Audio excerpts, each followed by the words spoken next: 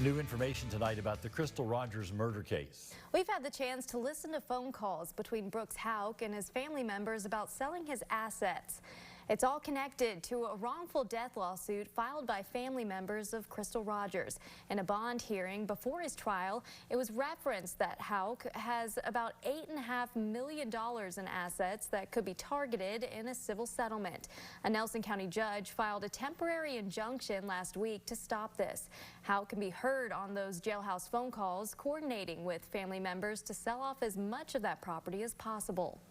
I've got one trailer inside that white barn that'll sell really, should sell really, really good. I don't, it all needs to go. All of it needs to go. Talk to Terry and see if he's got some investors that want to buy some stuff.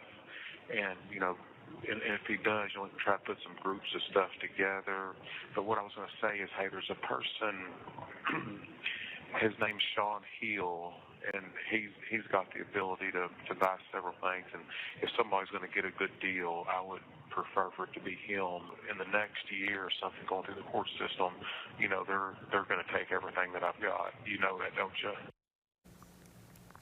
Another one of the men convicted in the Crystal Rogers murder case is expected to learn his prison sentence this week.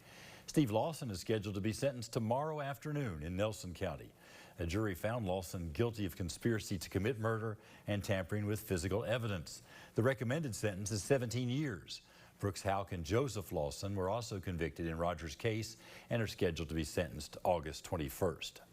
Since Steve Lawson's guilty verdict, his attorneys have been pushing for him to have a new trial, saying the first one wasn't fair. They also want 2 hairs recovered in Rogers' vehicle to be tested, but prosecutors disagree. In a court filing, they argued Lawson's attorneys were given adequate time to prepare for trial. Prosecutors say the hairs would not have changed the outcome of the trial, even if they had been tested.